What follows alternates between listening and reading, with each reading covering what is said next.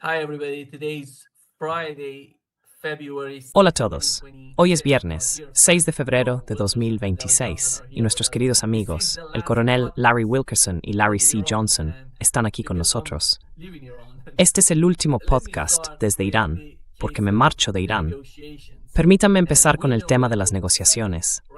Sabemos que la segunda ronda de negociaciones ha concluido, y esto es lo que ha dicho hasta ahora el ministro de Asuntos Exteriores de Irán. La cuestión principal parece ser que, aunque el ambiente general de las negociaciones fue algo positivo, todavía no se ha decidido la fecha ni el lugar para la próxima ronda. Lo que el ministro de Asuntos Exteriores iraní subrayó fue la enorme desconfianza entre las dos partes, incluso antes de que comenzaran las negociaciones. Así que empiezo contigo, Larry. ¿Cuál es tu interpretación de lo que ha ocurrido hasta ahora? What is your understanding on what has happened so far? They're not shooting at, the United States has not Bueno, launched Estados its Unidos attack aún no ha yet. lanzado su ataque. We'll see. Ya veremos. Um, Creo que el acontecimiento más importante de la semana fue el intento de Estados Unidos de presionar a Irán para que dijera, de acuerdo, tenéis que renunciar a los misiles balísticos y dejar de apoyar a los otros grupos chiíes de la región, Hamas, Hezbollah. Y dijeron, si no, no habrá conversaciones. E Irán respondió, de acuerdo, no habrá conversaciones. Luego, según Axios, los funcionarios estadounidenses se mostraron sorprendidos. Pienso, qué panda de tontos. El hecho de que estuvieran, entre comillas, sorprendidos por eso, ya sabes, habría sido una predicción fácil. Así que bueno, creo que hay un acuerdo posible ahí. I think there is a deal there to be made. The deal would be Iran would say, okay. El acuerdo sería que Irán dijera, de acuerdo, establezcamos un proceso de inspección, un procedimiento, para que vosotros, Occidente, podáis estar seguros de que no tenemos armas nucleares. Y el enriquecimiento, ahora mismo Irán dice que todo se quedará en el país. Creo que podrían ser persuadidos por Rusia y China para dejarles llevarse parte del material que está al 60% o más y gestionarlo ellos. Pero esto no tiene que ver con armas nucleares ni con el enriquecimiento de uranio. Todo esto trata de un cambio de régimen. A Occidente no le importa realmente. Cree que tiene que eliminar una amenaza nuclear inexistente. Se trata de deshacerse de la República Islámica, de exterminarla. De eso se trata. Y por eso creo que Arakchi tiene razón. De acuerdo, tuvimos una buena reunión, pero sigo sin fiarme de esos bastardos.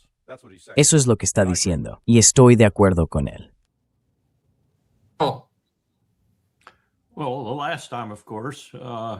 Bueno, la última vez, claro, puede que no se dijera que confiaran en nosotros, pero al menos aceptaron lo que queríamos hacer.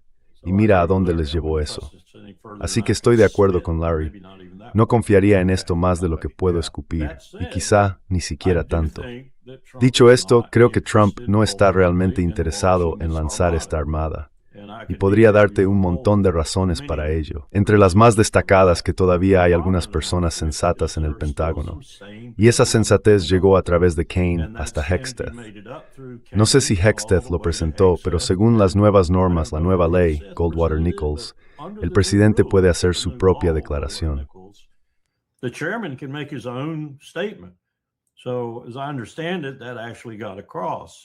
Por lo que entiendo, eso realmente se ha transmitido. Hay cierta inquietud sobre iniciar una guerra con Irán, como es lógico.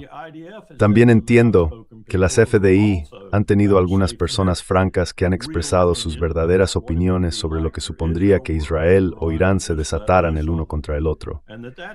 Y eso ha sido un obstáculo, no tanto por Netanyahu en sí, sino porque tiene que prestar atención a los líderes que aún conserva en las FDI.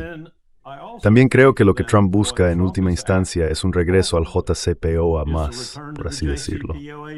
Va a presentar eso como otra guerra evitada, otro logro de su parte, y luego pasará a ser presidente del Grupo de Paz de Gaza, las nuevas Naciones Unidas.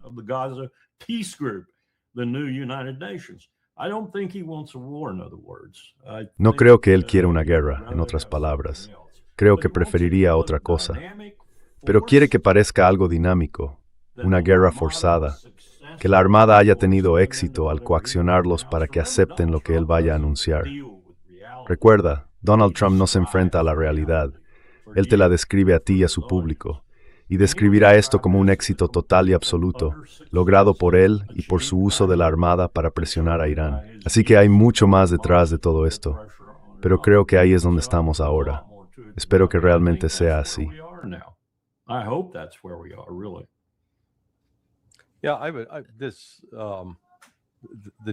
Sí, la desconexión aquí, yo lo llamo la supuesta armada.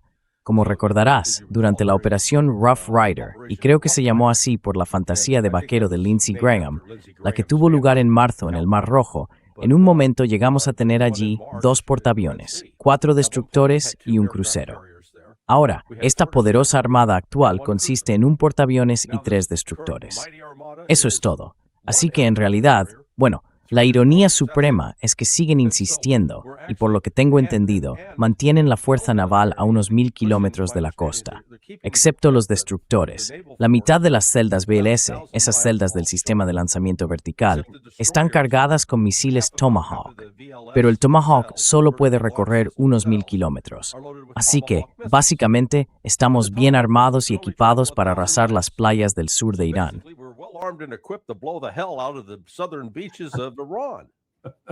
I mean, I'm saying, what are they? Quiero decir, me pregunto, ¿en qué están pensando? Sabes, tenemos esta flotilla naval rusa y china, buques de guerra que van de camino a la zona.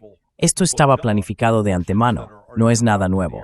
Está previsto que realicen su ejercicio naval conjunto anual en algún lugar, he oído, entre mediados de febrero y el 1 de marzo. Normalmente es el 1 de marzo, pero por alguna razón lo están adelantando. Así que, una vez que tengas buques de guerra chinos y rusos en la región, y ya hay un barco espía chino siguiendo al Abraham Lincoln, de nuevo, coincido con Larry en esperar que no seamos tan insensatos como para apretar el gatillo, porque saldríamos mal parados. Yo diría que perderíamos al menos un barco, quizá más, y que todas las instalaciones militares estadounidenses de la región quedarían arrasadas.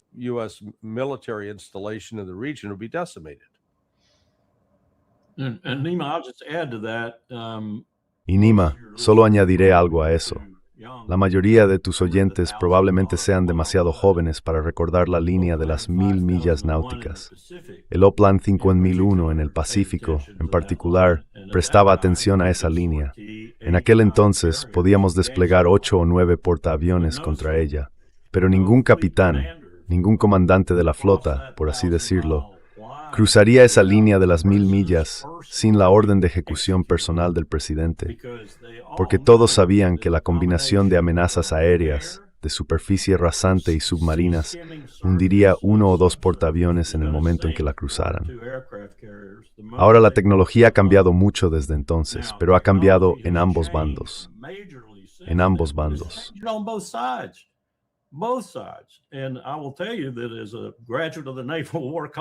Y te diré, como graduado del Colegio de Guerra Naval y habiendo escrito mi tesis sobre submarinos en apoyo directo del Grupo de Combate de Portaaviones, como los llamábamos entonces, sé un poco sobre esto.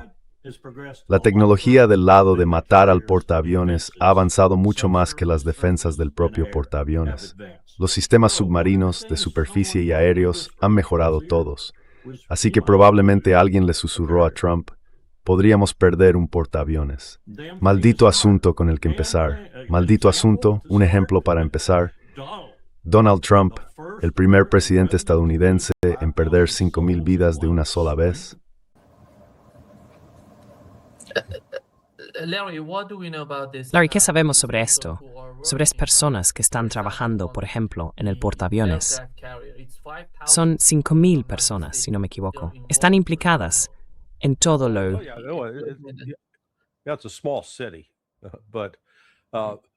Esa es una ciudad pequeña, pero lo que me pareció fascinante es que hace aproximadamente una semana, los iraníes enviaron su versión del dron MQ-9 Predator, el Shahed 149.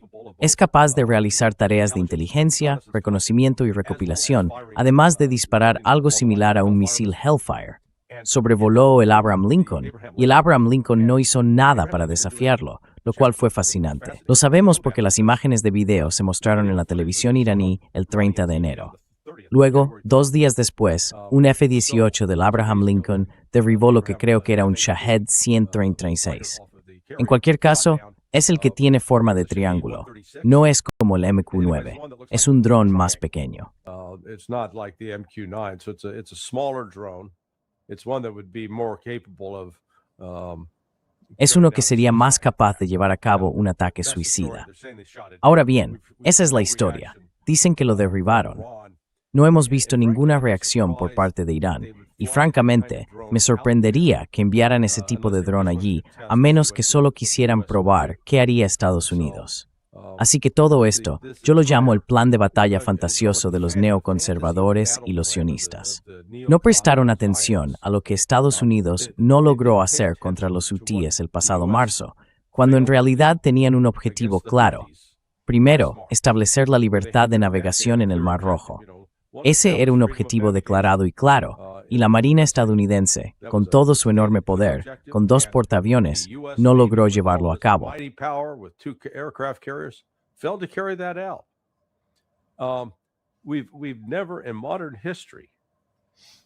Nunca, en la historia moderna, hemos visto un caso en el que Estados Unidos haya podido provocar un cambio de régimen simplemente lanzando bombas desde un avión o desde un grupo de aviones. Quiero decir, volvamos a Irak en 2003. Teníamos una superioridad aérea total, una supremacía aérea, y vaya, bombardeamos a los iraquíes sin descanso. Y aún así tuvimos que enviar a la Delta Force para sacar a Saddam de un agujero en el suelo. Esa fue la única manera en que logramos un cambio de régimen, poniendo tropas sobre el terreno. No vamos a hacer eso con Irán. Así que dependemos del poder aéreo y francamente de una capacidad naval que, en mi opinión, se parece a esa transición del siglo XIX al XX, cuando en el siglo XIX la caballería a caballo era esencial.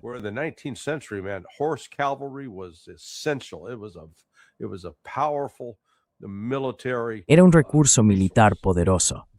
Pero con la llegada del tanque y la ametralladora, la caballería a caballo quedó obsoleta.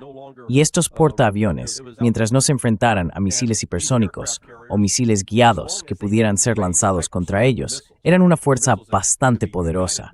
Pero ya no, como estamos viendo ahora mismo. Tienen que mantenerse alejados.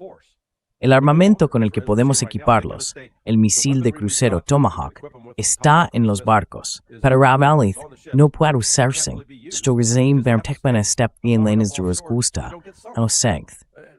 Quiero desde un drama retorcido y enfermizo. Es constante de absurdo. It's like the theater of the absurd.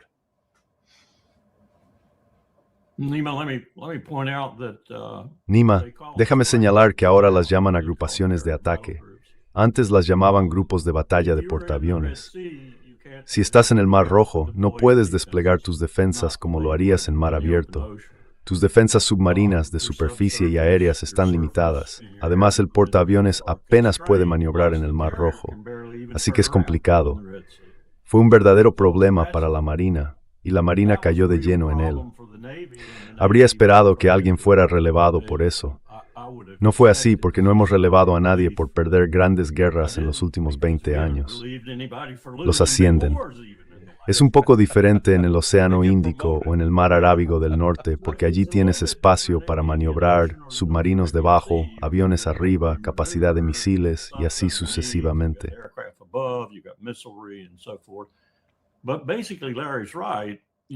Pero básicamente Larry tiene razón.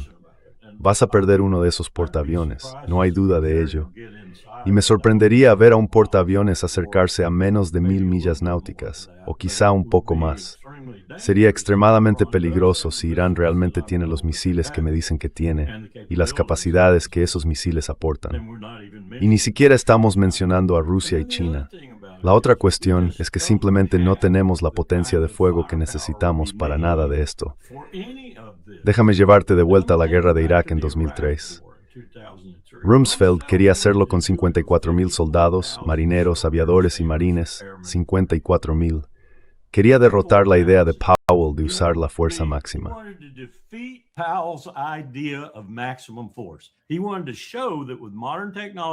Quería demostrar que con la tecnología moderna y el cerebro de Donald Rumsfeld podíamos hacerlo mucho mejor.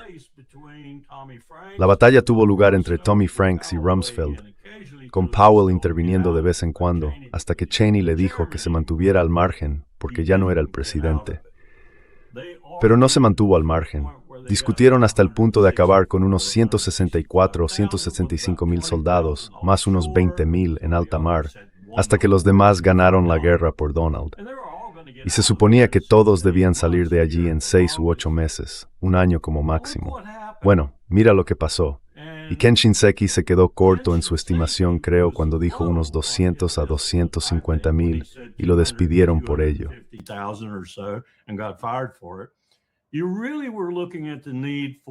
Realmente se necesitaban entre 500,000 y 600,000 soldados y marines sobre el terreno en Irak para hacer las cosas que no hicimos.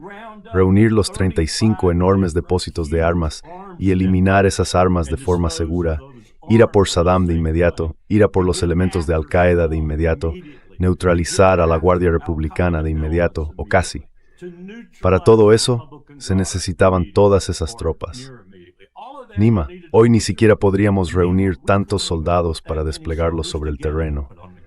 Así que, ¿cuál es realmente la amenaza, aparte de, como dijo Larry, ese grupo de barcos y otros por ahí actuando como si fueran a hacer algo?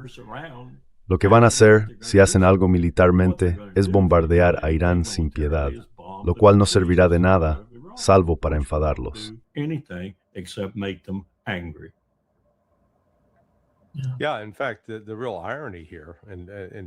Sí, de hecho, la verdadera ironía aquí, y de hecho ayer hice una entrevista con los profesores Morandi y Nima Al-Khorshid, pero usaremos sus nombres de pila, es que ambos señalaron que hay un sentimiento creciente entre la población iraní a favor de tener una bomba nuclear. En realidad, el Ayatollah Khamenei está en minoría ahora mismo. Y creo que una de las consecuencias irónicas de un ataque estadounidense, si llega a producirse, será que finalmente incluso el Ayatollah se convenza de que Irán debe tener un arma nuclear, porque solo a los países que poseen armas nucleares se les deja en paz.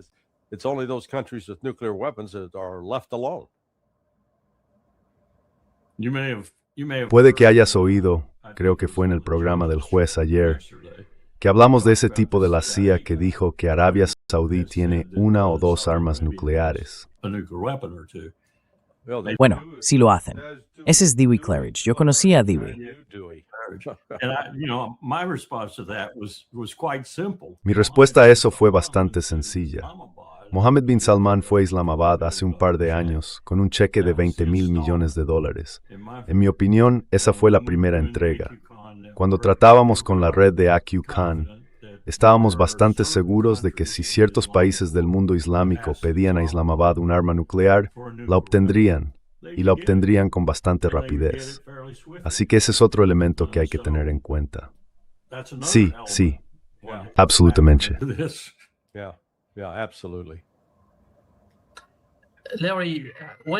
Larry, cuando miras al equipo estadounidense, tuvimos a Steve Witkoff junto con Jared Kushner por primera vez, y luego al comandante del CENTCOM.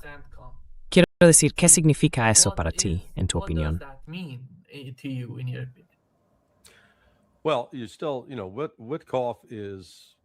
Bueno, ya sabes, Witkoff es el representante personal del presidente.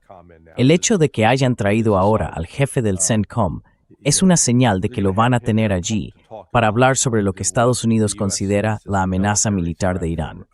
Francamente, diría que el jefe del CENTCOM no es la persona adecuada para estar allí. Si realmente quieres demostrar que te tomas en serio, asegurarte de que Irán no está construyendo un arma nuclear, que no está procesando material fisible para crear una ojiva nuclear, entonces esa es otro tipo de conversación.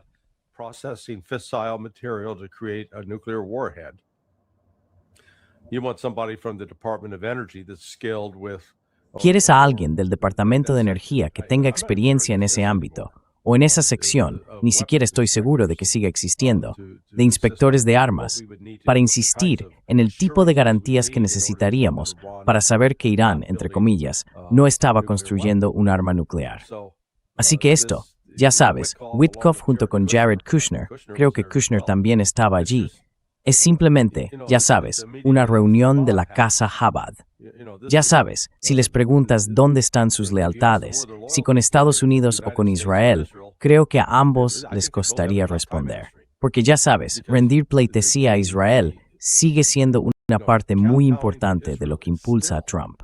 A very important part of what's driving Trump.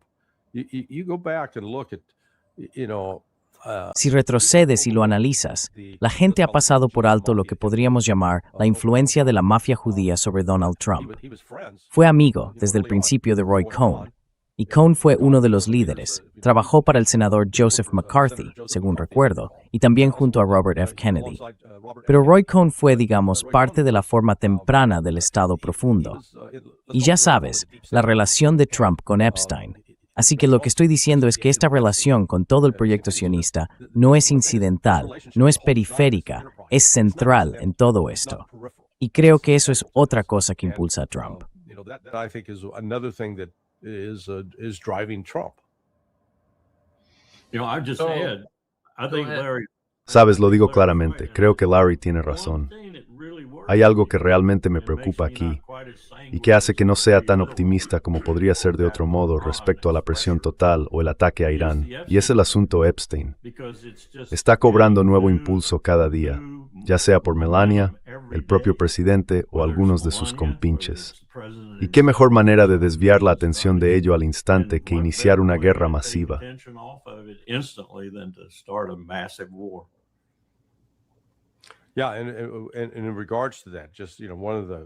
Sí, y con respecto a eso, una de las revelaciones de ayer que yo no conocía. Resulta que hay una fotografía en los archivos que muestra a Melania pasando el rato con Ghislaine Maxwell antes de casarse con Donald Trump. Y se informó que Epstein fue quien presentó a Melania a Donald Trump. Ahora, algunos han especulado si ella formaba parte de las actividades sexuales de Epstein. Lo dudo, porque era demasiado mayor. Ya sabes, si hubiera tenido 15 o 16 años, sí, habría sido una candidata ideal. Pero tenía, ya sabes, 21 o 22. Eso era demasiado mayor para Jeffrey y su banda de pervertidos que están siendo expuestos en todo el mundo. Aún así, la relación que Trump tenía con Epstein era profunda. No era periférica. No era incidental. No eran simplemente socios de un club de campo que se veían en el vestuario cuando jugaban al golf los fines de semana.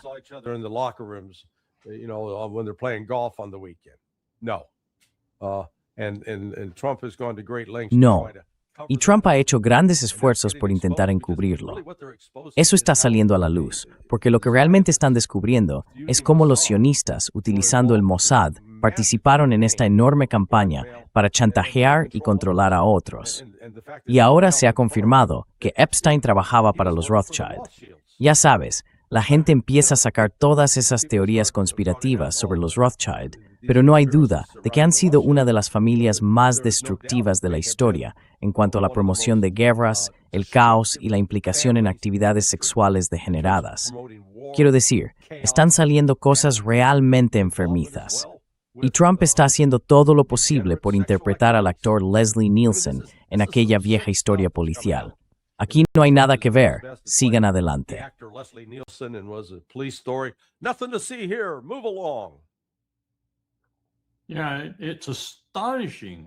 Sí, es asombroso cuánta gente rica, influyente y poderosa conocía y con la que trabajó Epstein, o sobre la que trabajó.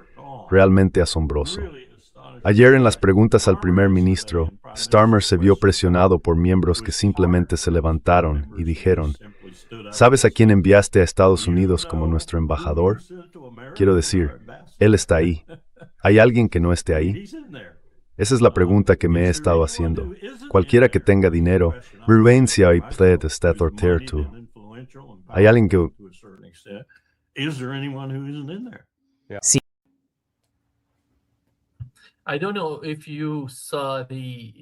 No sé si viste el tweet de Benjamin Netanyahu hablando sobre Jeffrey Epstein. Dice que la relación inusualmente cercana de Epstein con Ehud Barak no sugiere que Epstein trabajara para Israel, sino que demuestra lo contrario. Está diciendo que Ehud Barak estaba vinculado con la izquierda, con los antisionistas, con la izquierda en Estados Unidos, y que estaban intentando hacer todo lo posible para destruir Israel, planteando algún tipo de argumento. Es increíble lo que está intentando hacer. Me recuerda de Charlie Kirk. It reminds me of Charlie Kirk's. Muchas de estas personas no eran, como se dice, ya sabes, las que tenían Epstein trabajando para ellas. Eran ellas las que trabajaban para Epstein. Now, look, Ahora mirad, pongámonos de acuerdo. Vayamos al grano. Este fue el plan de Vladimir Putin. Todo esto es culpa de Putin. Probablemente sea el único líder mundial que no está implicado. yeah. Yeah, this, Sí, no solo es un club al que no fue invitado a unirse, sino también un club del que no querría ser miembro. be a member of. That- No creo que Xi Jinping estuviera allí tampoco. Sí, And the only reason that we La única razón por la que sabemos que Epstein era un agente del gobierno ruso, un agente de Vladimir Putin, es gracias a los medios británicos. Ellos lo descubrieron de una manera muy sofisticada. sophisticated man. oh my God. Yeah, look, they're Dios mío. to try Mira, to- están desesperados por intentar, ya sabes, poner el foco en Rusia de alguna manera, como sea. you know, the Pero esto que se está revelando, ya sabes, no son contactos incidentales, son todas personas muy ricas e influyentes. Y de nuevo, sería una cosa si simplemente se conocieran. Eso no es un delito. Pero Epstein se dedicaba a conseguir chicas menores de edad que participaban en actividades sexuales. Y ya sabes, algunas de las fotografías que están saliendo muestran qué colección de mentirosos son la fiscal general Pam Bondi y el director del FBI, Kash Patel. Son despreciables por el encubrimiento en el que participaron. Pero una de las razones, como has visto cuando se publicaron esos archivos, es que el nombre de Donald Trump aparecía como 1800 veces y siguen editándolo, intentando eliminar su nombre o tacharlo. De nuevo, es un encubrimiento. It's just, yeah, again, it's a cover up. Nima, if you read Xi Jinping's most recent Nima, si lees la declaración más reciente de Xi Jinping, que es la tercera, creo, de la serie, retoma lo que inició Deng Xiaoping y de lo que ahora Xi Jinping es el instrumento para completar. Es realmente impresionante.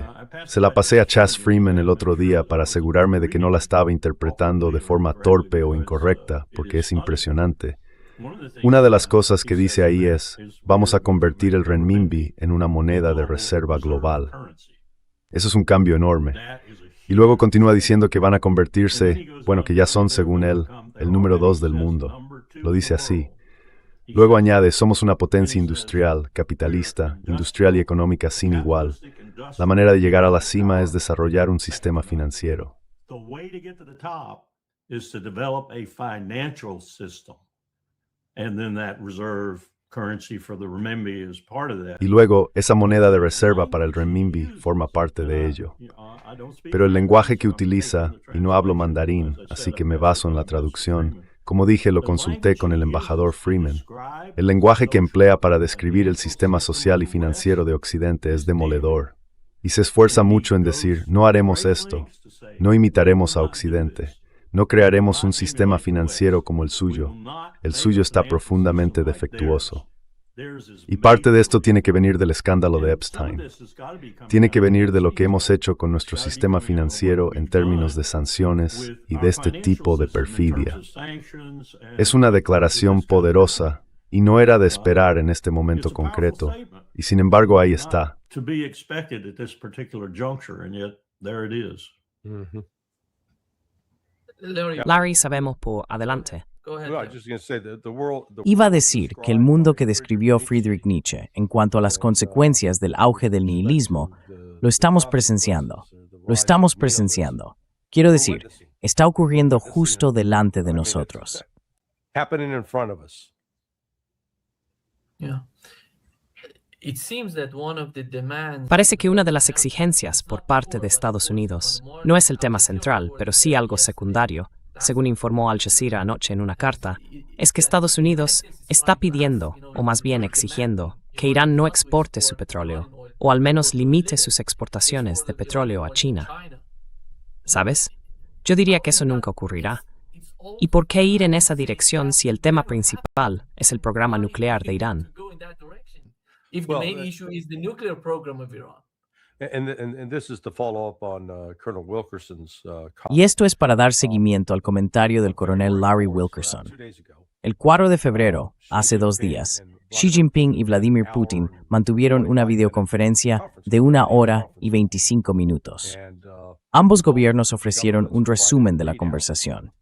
La conclusión principal es que ambos son políticos firmemente comprometidos, decididos a desempeñar un papel dominante en el mundo en lo que respecta al mantenimiento de la seguridad y, como señaló el coronel Wilkerson, a contribuir a la creación de un nuevo orden financiero. Hablaron específicamente sobre Irán.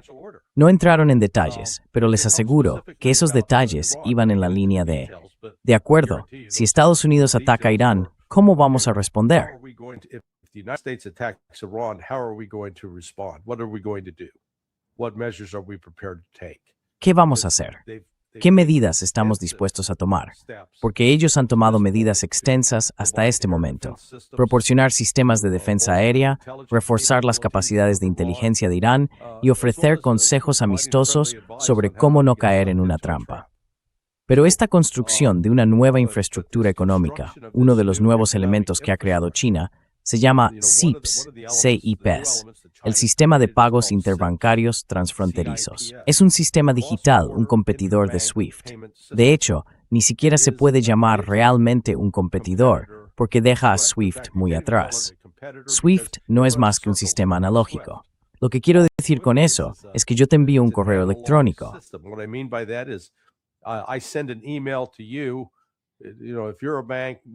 Si tú eres un banco, Nima, y el coronel Wilkerson es otro banco, y yo quiero transferirle dinero al coronel Wilkerson, pero tengo que pasar por ti como banco intermediario, te envío un correo electrónico diciendo transfiere el dinero. Luego, tú reenvías el correo a Wilkerson. Y existe algo llamado spam, así que a veces esos correos se pierden. En lugar de que la transacción tarde un día, a veces tarda 3. Pues bien, aquí está China con sus CIPS. Es literalmente digital. Igual que cuando te envío dinero por teléfono a través de un sistema como Zelle o Venmo, el dinero llega de inmediato a tu cuenta bancaria.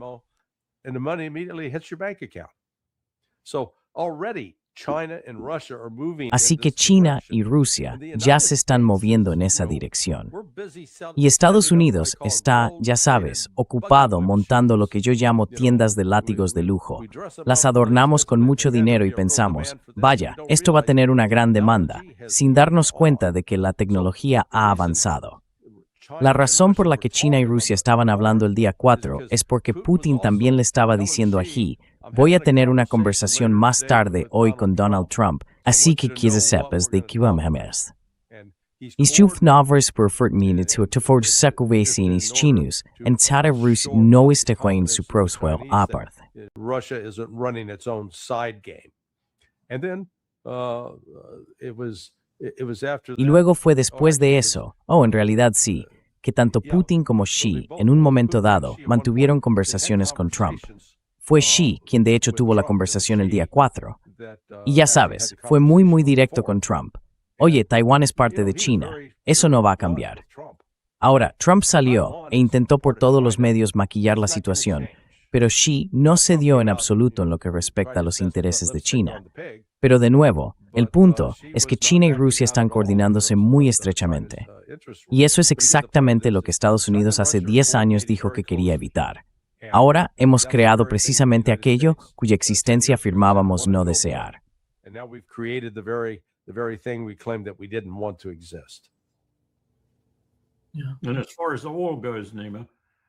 Y en cuanto a la guerra, Nima, probablemente haya más petróleo en el desierto occidental de Irak que no ha sido explorado adecuadamente, y hay muchas razones para ello. Las multinacionales todavía no quieren entrar allí porque no está pacificado, y el Ministerio del Petróleo, en su opinión, no es competente en lo que respecta a la exploración de ese desierto occidental. También hay más petróleo bajo el mar Caspio que en Venezuela, o de hecho, probablemente en cualquier otro lugar del mundo, simplemente esperando allí detrás. Los Rothschild y otros tuvieron su pequeño ripio, pero sigue ahí. Está esperando.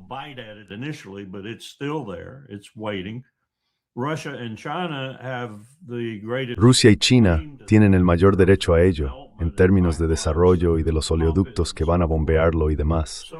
Así que estoy seguro de que estas conversaciones han incluido cómo van a alejarse de la mayor potencia petrolera del mundo en este momento, debido a la fracturación hidráulica, y dejarla atrás. Y lo van a hacer. No tengo ninguna duda de que lo van a hacer. Están tan por delante de nosotros en esa tecnología ahora, y avanzando aún más, que no les supondrá gran esfuerzo.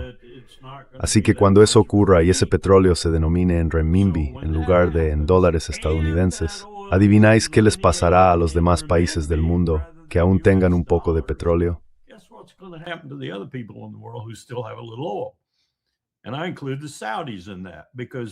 Y también incluyo a los saudíes en eso porque se están quedando sin petróleo, no porque no les quede algo bajo tierra, sino porque las estructuras geológicas en las que se encuentra el petróleo colapsan cuando lo extraen. Son los últimos restos del petróleo en esa estructura en particular.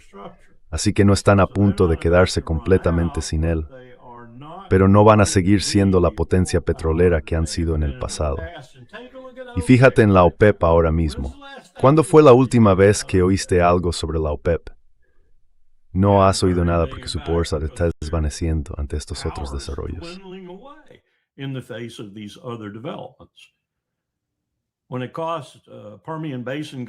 Cuando un tipo de la cuenca pérmica le cuesta $50 sacar un barril de petróleo del suelo y a otro le cuesta entre $10 y $12, adivina quién va a ganar esa batalla.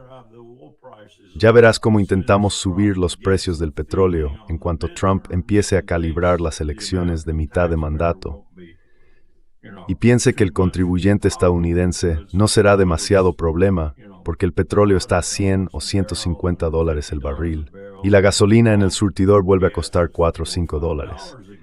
Están esperando justo eso, porque no podremos compensarlo, dado lo que están haciendo esos otros tipos, más astutos que nosotros.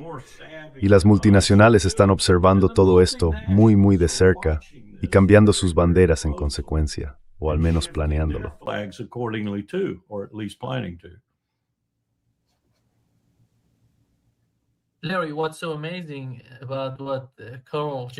Larry, lo asombroso de lo que acaba de decir el coronel es que está hablando de la capacidad de Arabia Saudí con el paso del tiempo para suministrar petróleo y gas al mercado. Pero sabemos que el canciller alemán, Merz, fue a Arabia Saudí hablando de querer sustituir a Rusia por Arabia Saudí. Me parece increíble. ¿Qué pasa por la cabeza de esta gente? Después de todas las dificultades, resulta de algún modo delirante cuando se observan sus actitudes.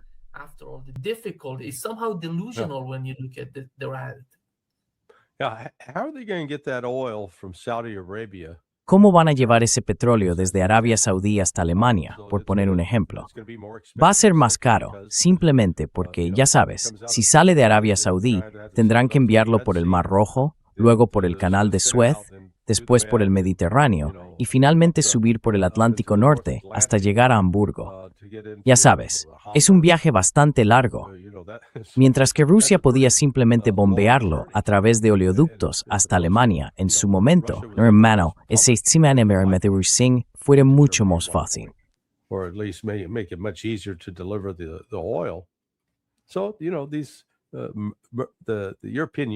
Así que, ya sabes, la Unión Europea está en proceso de cometer suicidio. Están cometiendo un suicidio económico, porque en lugar de intentar conseguir productos esenciales al precio más bajo posible, están pagando el precio más alto posible. Y en el proceso, están endeudándose enormemente y sus economías se están desacelerando.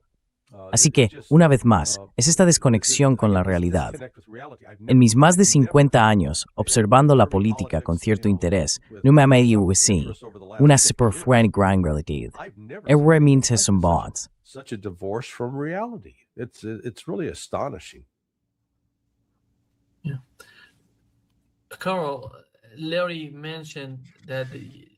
Carl, Larry mencionó que parte de la discusión entre China y Rusia trata sobre lo que está ocurriendo en Irán, sobre lo que pasa con el caso de Irán en Asia Occidental.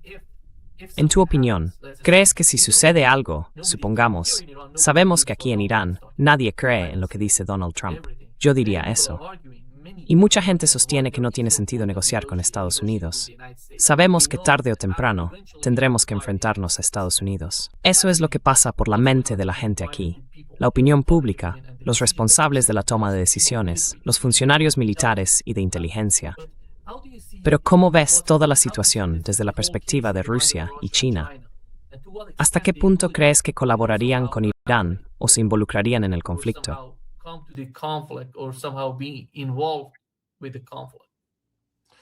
First of all, let me say that Antes que nada, déjame decir sobre tu comentario de que en realidad no creen en Donald Trump. Bueno, ¿hay hoy algún líder mundial que sí crea en Donald Trump? Sí, puede que tengan que fingir que lo hacen en ocasiones concretas y sobre ciertos temas, pero yo diría que no hay ni uno solo. La mayoría probablemente pensarían que sus plegarias han sido escuchadas si muriera de un infarto mañana por la mañana. No sé si J.D. Vance sería mucho mejor, pero al menos probablemente parecería una mejor persona durante un tiempo, hasta que supieran más sobre él. Cuando llegas a lo que está ocurriendo ahora mismo, creo que una de las razones por las que Putin, bueno, yo no estaba escuchando la llamada telefónica, pero si lo hubiera hecho, creo que habría oído algunos comentarios sobre esto.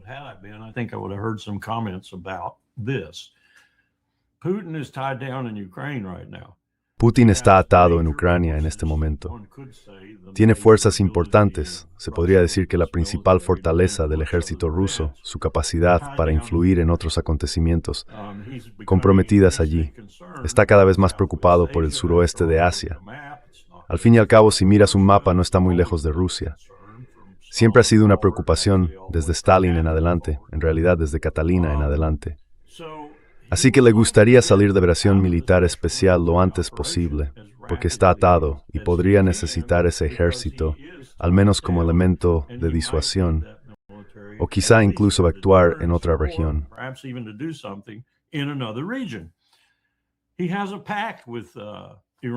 Tiene un pacto con Irán, de hecho, como bien sabes. Entonces, ¿qué haces?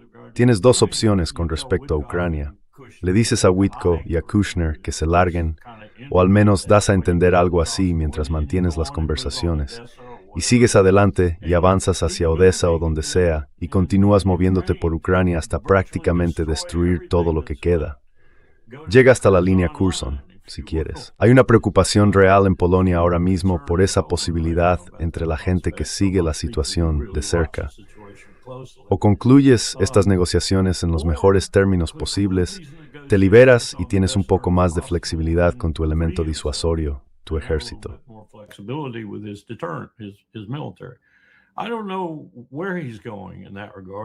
No sé a dónde va con respecto a eso, ni siquiera fingiría saberlo, pero sí creo que es una consideración importante para él en este momento.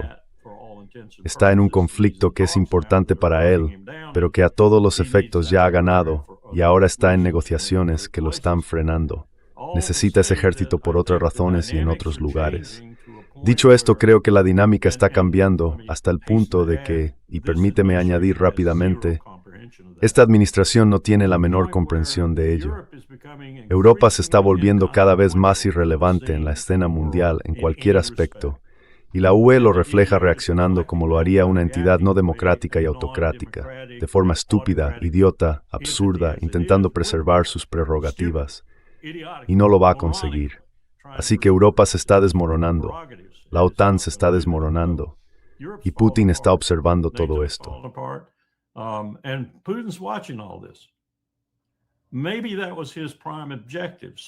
Quizás ese era su objetivo principal.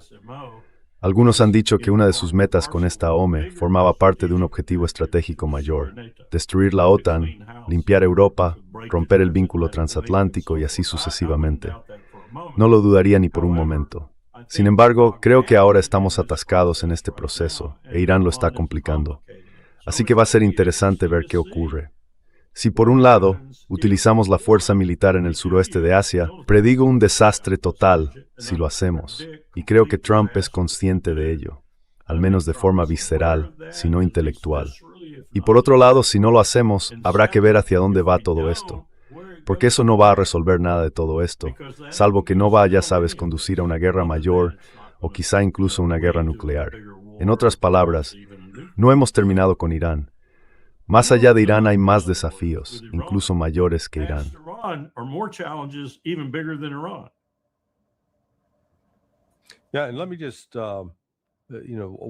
Sí, y déjame decir solo un punto de preocupación. No estoy seguro de cómo expresarlo, pero hay dos maneras de verlo. La embajada virtual de Estados Unidos, porque en realidad no tenemos una embajada en Teherán, pero sí una virtual, emitió ayer una advertencia para que los estadounidenses básicamente salgan de Irán cuanto antes. Bueno, solo haces eso si prevés que vas a lanzar un ataque militar. Lo que no sé es si eso es un indicio serio de que van a atacar, o si es simplemente otra operación psicológica para crear esa impresión. Ahora bien, desde el punto de vista iraní, creo que esta vez han entrado en estas conversaciones con Estados Unidos con los ojos bien abiertos.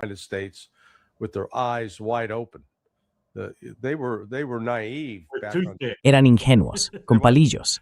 ¿Cómo? ¿Con palillos? Sí, absolutamente. Bueno, ya sabes, eran ingenuos el pasado junio, el 12 y el 13 de junio. Pensaban que se estaban preparando para mantener conversaciones con Estados Unidos e Israel, con pleno conocimiento y apoyo de Estados Unidos, llevó a cabo ese ataque sorpresa que intentó decapitar a su liderazgo militar, político y religioso. Bueno, ya sabes, es como la escena del plátano en el tubo de escape de Super Detective en Hollywood. Ya sabes, cuando Eddie Murphy mete el plátano en el tubo de escape, impide que el coche que le sigue funcione. Pero luego, la segunda vez, el policía dice, no vamos a caer otra vez en el truco del plátano en el tubo de escape.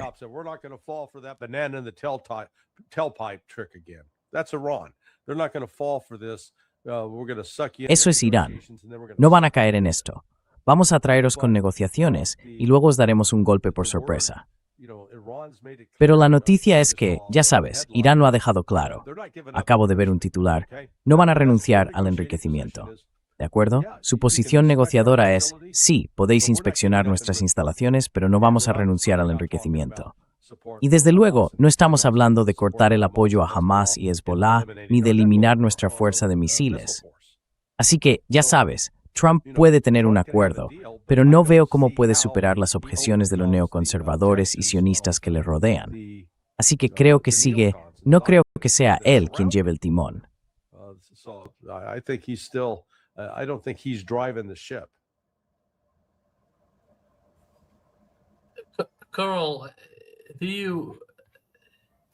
Carl, ¿tú crees que Israel usaría una bomba nuclear?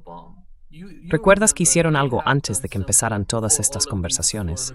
Vimos que ocurrió algo cerca de Dimona, una especie de terremoto. ¿Sabes? El sismógrafo mostró que algo había pasado en Israel. ¿Qué fue eso? ¿Crees que podría ser una de las razones por las que Israel podría usar armas nucleares contra Irán, una bomba nuclear contra Irán?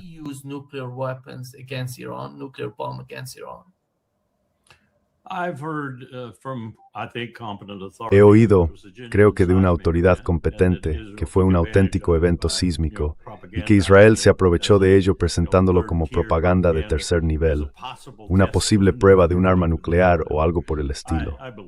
Lo creo. Al mismo tiempo, volví atrás y revisé desde 1948 en adelante y examiné el análisis del Estado Mayor Conjunto sobre muchas ocasiones en las que Israel no estaba necesariamente implicado en un conflicto, pero estaba a punto de estarlo, o lo estuvo. Y analicéis lo que ocurrió en relación con las especulaciones sobre y luego creo que la confirmación de el movimiento real de armas nucleares.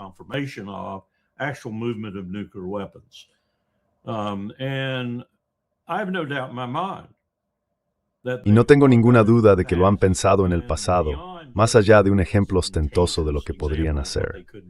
Negado, por supuesto, a Washington, pero en al menos una ocasión conocido por Washington y no objetado, al menos no en términos de su efecto propagandístico. Tal vez se objetó el movimiento en sí, no puedo saberlo por los registros. Pero todo eso para decir que no creo que Netanyahu dudaría ni un instante, si pensara que Israel se hunde o está al borde de hundirse, en usar un arma nuclear. Por eso dije hace mucho tiempo que Irán cometió un error. Debería haber desarrollado un arma nuclear. En la mente de un profesional militar, debería tener ese elemento disuasorio.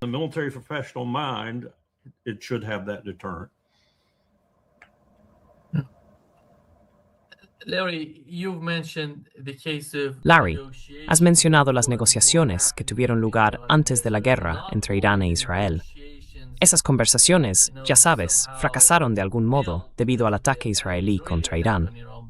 Pero después vimos cómo la administración Trump hizo todo lo posible. Antes de salir en directo, hablábamos de lo que está ocurriendo en Irán y de cuáles son las principales razones de este tipo de protestas allí. Esto es lo que dijo Scott Bessent ayer mismo sobre el papel de Estados Unidos en toda la situación.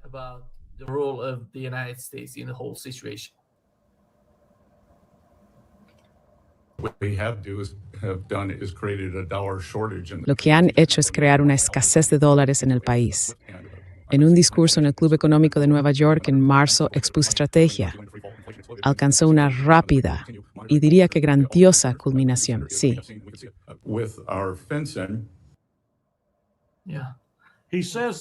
Dice que ela misma mitza forma en que Madeleine Albright respondió a Animal Birth de $500,000 de niños iraquíes a causa de nuestra sección de albergues. Yeah. No, Es un imbécil, sí. En mi opinión, es un ser humano despreciable. Pero lo que ha admitido es que Estados Unidos ha cometido un acto de guerra contra Irán. Somos los agresores. Seguimos difundiendo esta mentira de que Irán es un gran patrocinador del terrorismo y, que patrocinan el terrorismo de Hamas y Hezbollah. Y sin embargo, ve y comprueba, de verdad, ve y comprueba el número de supuestos ataques atribuidos a Hamas y Hezbollah en los últimos 20 años. Added Sepp muy stray. 20 years. I've written about this extensively because the Israeli foreign ministry publishes Como el Ministerio de Asuntos Exteriores de Israel publica una base de datos, el número total de ataques ronda los 700 y el total de muertes es de unas 1,500. Así que no digo que no sea nada, pero desde luego no es esa amenaza global y masiva que se está presentando. Especialmente si se tiene en cuenta que Estados Unidos apoyó y permitió que Saddam Hussein iniciara una guerra con Irán en 1980. Esa guerra provocó la muerte de al menos 500,000 soldados iraníes, y no sé cuántos civiles. Estados Unidos tiene tanta sangre en las manos, y aún así estamos constantemente ahí fuera, acusando a Irán de hacer exactamente lo mismo que nosotros hemos hecho. Y nos sentimos, ya sabes, orgullosos de ser estadounidenses, cuando en realidad lo único en lo que hemos demostrado ser buenos en los últimos 60 años es en matar civiles.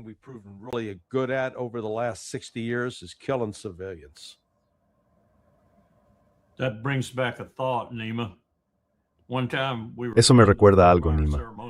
Una vez estábamos en el salón ceremonial de Fort Myer, ensayando para un evento que iba a ser bastante grande. Iba a haber caballos y de todo, ya sabes. Y Lee Greenwood estaba allí, ensayando esa canción. Powell se dio la vuelta y se marchó. Salí del salón ceremonial y le dije, jefe, ¿algo le ha molestado? Y él respondió, sí, Lee Greenwood, odiaba esa canción, la odiaba. Nunca le pregunté la verdadera razón, pero sospechaba que era el otro lado de Colin Powell. Al fin y al cabo, había sido asesor de seguridad nacional del funcionario de inteligencia más competente de la estructura estadounidense a alto nivel, George H.W. Bush. Había estado muy cerca de él y sabía algunas de las atrocidades que habíamos cometido, desde el Irán-Contra hasta lo que quieras.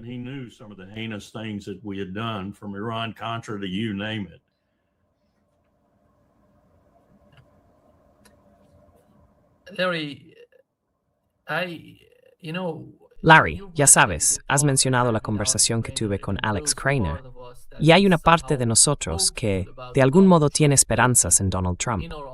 Hay personas en nuestro público, personas en todas partes, que piensan que Donald Trump representa de alguna manera una esperanza, que tiene algún tipo de plan en mente, y no sé si realmente podemos ver eso. Pero esto es lo que dijo J.D. Vance sobre ese plan. ¿Cuál es la razón principal de este despliegue, este movimiento de armas hacia la región, hacia Asia Occidental, por parte de la administración Trump? Déjame, esto es lo que dijo Vance.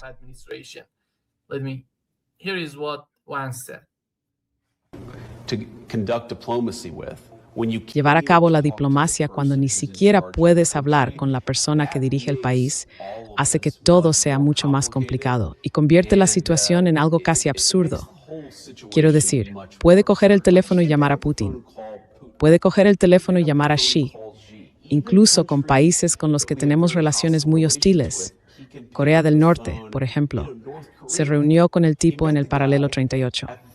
Es extraño que Nepal simplemente chimler till det asgo real with them peace. Delming y dir la utiliser es muy difícil. It makes diplomacy very, very difficult. Wonder why. Me pregunto por qué te iban a hablar con ellos. Yeah, we've been carrying out acts of war. Llevamos 46 años llevando a cabo actos de guerra contra Irán. And Y cuando uno se detiene a observar la carnicería que hemos contribuido a infligir a Irán a través de intermediarios, las muertes, probablemente se acerque al 1.000.000 de personas. Ve a cualquiera de los motores de búsqueda con IA y pregunta, ¿cuántos civiles estadounidenses ha matado Irán desde 1979? Las respuestas oscilan entre 0 y 50. ¿De acuerdo? 0 y 50. Pero cuando miras las cifras de los que nosotros hemos matado, cientos de miles, y luego nos preguntamos por qué gritan «Muerte a América», ¿sabes qué? América simplemente se niega a mirarse en el espejo y darse cuenta de que somos el asesino. Por eso he estado usando la referencia cinematográfica, una película llamada Corazón de Ángel.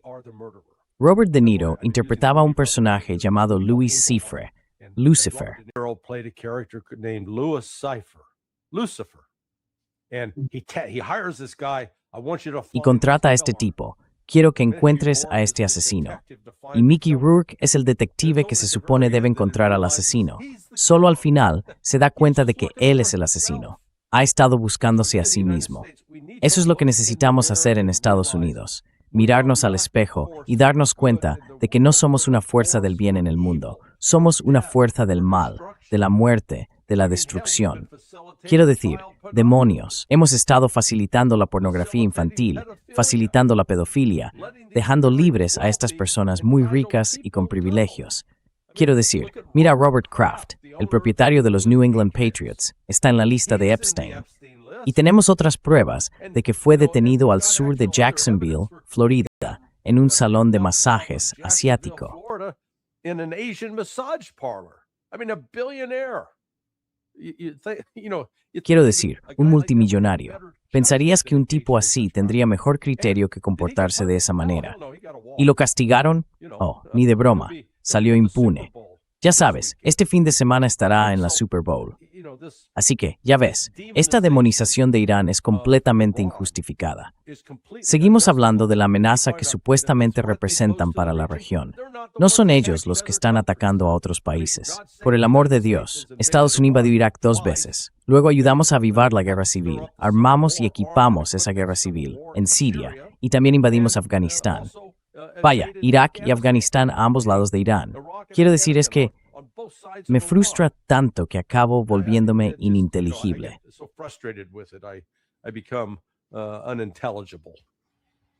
Just to add to that, in the blood. Solo para añadir a eso, en la guerra más sangrienta desde la Primera Guerra Mundial, a su manera la guerra entre Irán e Irak, cuando Irán estaba avanzando en el campo de batalla de una forma que Saddam Hussein consideraba excesiva, nosotros le proporcionamos los productos químicos para usar armas químicas contra Irán. Le dimos al menos los precursores y creo que en realidad también le dimos algunas armas. Sí, absolutamente. Yeah, absolutely. Thank you so much. Muchas gracias, Carl y Larry, por acompañarnos hoy. Este es el último podcast de vuestra parte y nos veremos la próxima vez en Brasil. In Brazil. In Brazil, yeah. En Brasil sí. Muy bien, que tengas un buen viaje. Sé que es un camino muy largo y con esos niños, ya sabes, es como una travesía de supervivencia. Survival journey. Yeah. Sí, exactamente. Buen viaje. Gracias, gracias. See you soon. Nos vemos pronto. De acuerdo, gracias. Bye-bye.